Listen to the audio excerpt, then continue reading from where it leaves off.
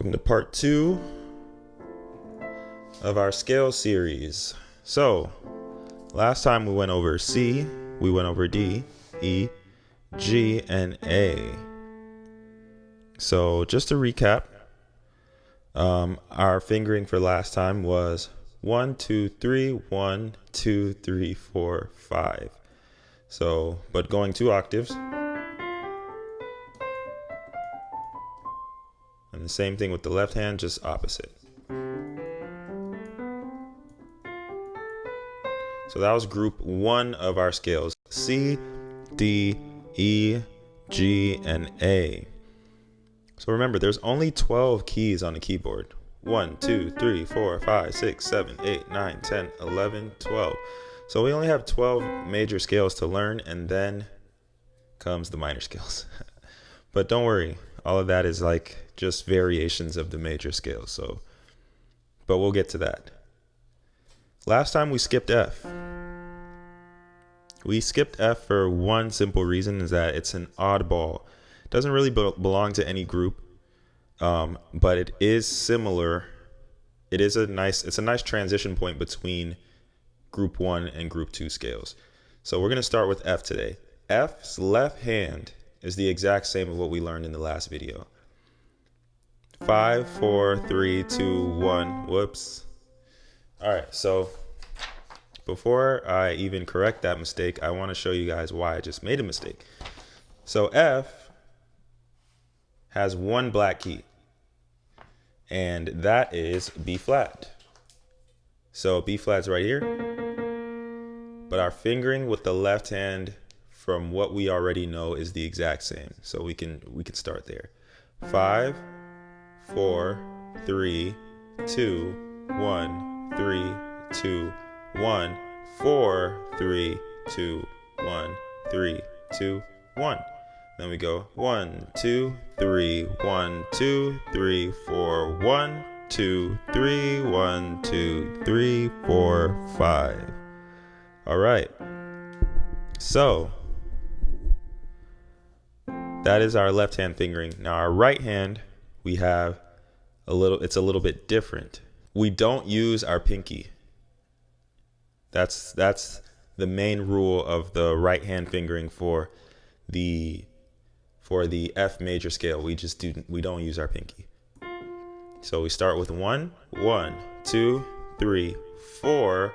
Then we go 1, 2, 3, 1, 2, 3, 4, 1, 2, 3, 4. And I'll adjust my camera so you can see a little bit better. So we end on 4. We never use the pinky. 4, 3, 2, 1, 4, 3, 2, 1, 3, 2, 1, 4, 3, 2, 1. Again, 1, 2, 3, 4, 1, 2, 3, 1, 2, 3, 4, 1, 2, 3, 4, 3, 2, 1, 4, 3, 2, 1, 3, 2, 1, 4, 3, 2, 1. All right, let's do both hands now.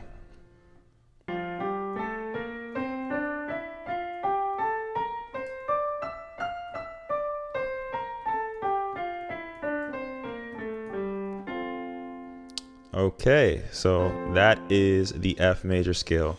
The exact same that we learned with the left hand, and then right hand has a new fingering in which we do not use the pinky. All right, so now let's move on to group 2 scales. So group 2 consists of here, C sharp or D flat. It consists of F sharp or G flat, and then we also have B. This is group 2. It's a nice chord too when you play them all together. All right, so now in order to play these, there's a couple rules that help us make our way across these the scales for this group. So the first thing is that, as you can see, we have our groups of 2, 3, 2, 3 black keys, right? So now that we're playing black key scales, we're going to be hitting a lot more black keys than we were in group 1. So what happens is we use finger 2 and finger 3, which is our pointer and our middle finger, to play the groups of 2. And then we use 4, 3, and 2 to play the groups of 3. So we're doing things like this. Every time we get here, we use our 2, we use 3, and so on. And our thumbs are playing the white keys. All right, so let's start with our right hand on C sharp or D flat.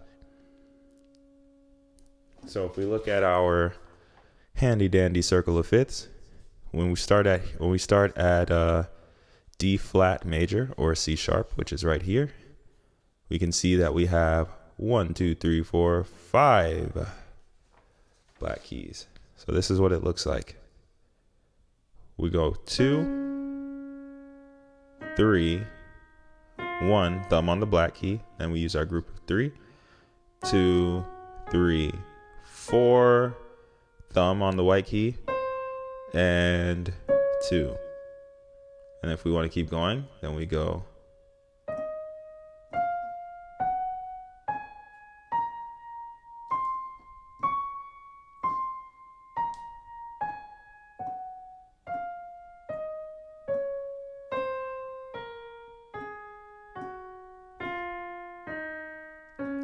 See, the fingerings are important here, but if we just think of using this, our peace sign, yo, what's good, for our group of 2 black keys, and then our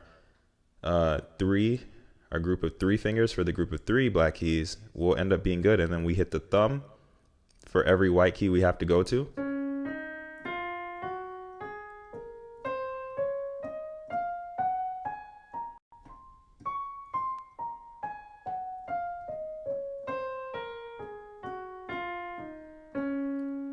Beautiful.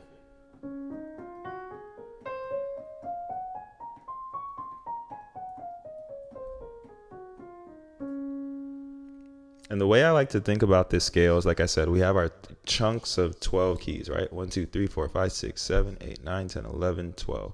This is a chunk. This is a new chunk here. So we want to think of it in that way. So now when I go, one thing that keeps me on track for this specific scale, C sharp or D flat, I'm always hitting the outside of the whatever group I'm heading to. So I'm never going to hit this key because it's on the inside of this group of 2. So I would go here, outside, and I'm not going to hit this one because I have to go outside. I'm not going to hit this one because I have to go outside. And I'm not going to hit this one because I have to go outside.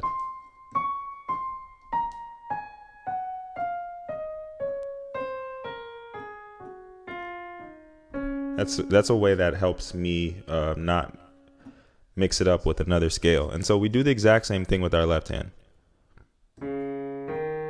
So we use this group of 2, switch to the group of 3, outside,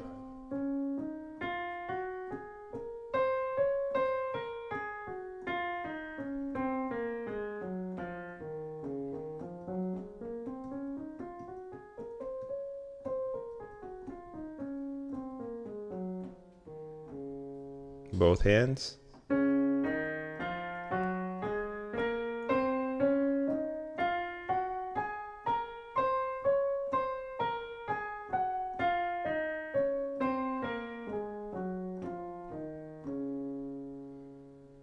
Okay, now moving on to F sharp.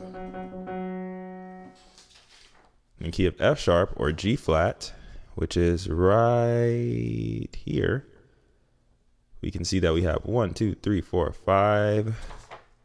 Yep, we are hitting 1, 2, 3, 4, 5, all the black keys. So, whoops. So every single black key gets hit. So it's the same thing. except this time we're starting with 3 black keys because this is the F sharp right here. So 3, group of 3, then thumb goes on the white key.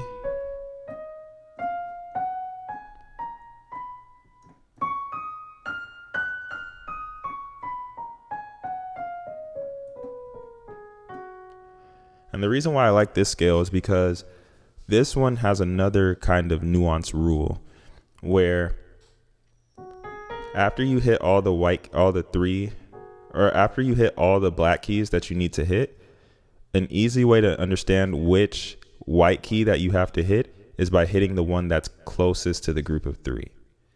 So I'm going here, and I'm not going here like I was going on the outside of on the last scale. I'm actually going to the one that's closest to the white key, or to the group of 3 black keys. And then I go here, same thing. So I'm hugging the groups of 3. Hugging the groups of 3 for the F sharp major scale.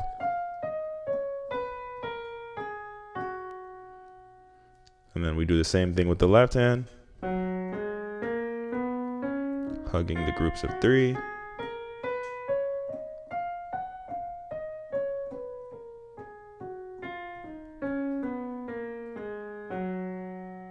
There we go.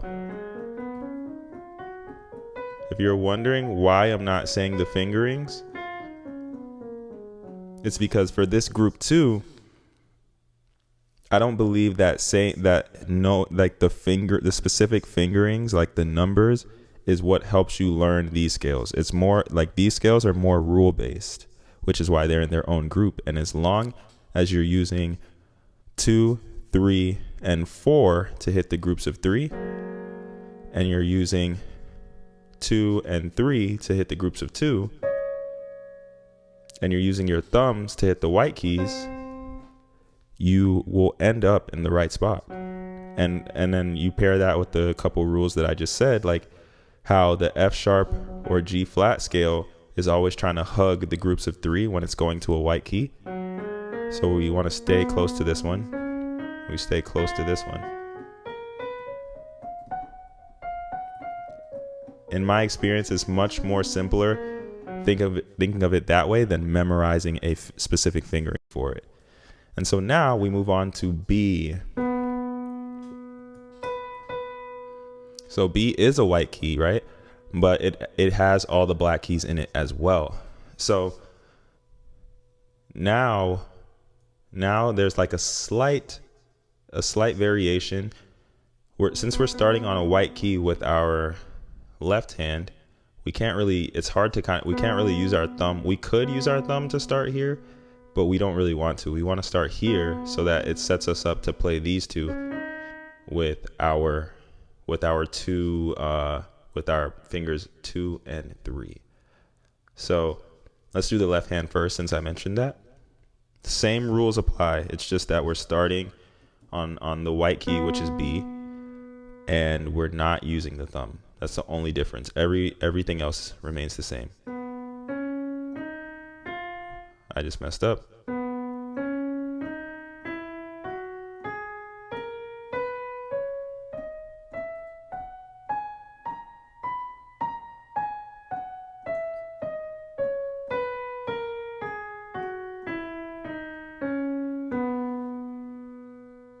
So now this scale is like the inverse of the D flat scale or C sharp scale that we did first. And the reason why I say that is because instead of trying to hug the outside like we were doing with the D flat, when we go here, we want to hug the outside again. Instead, this time we're hugging the inside, starting with B. Once we get to this point, we want the inside key. Once we get to this point, we want the inside key. Inside key.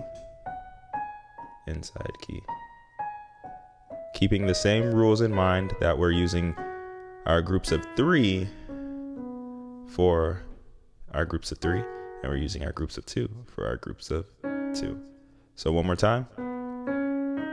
Hugging the inside.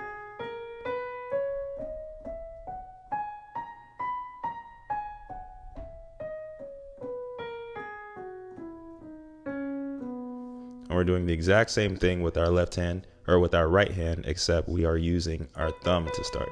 Here we go.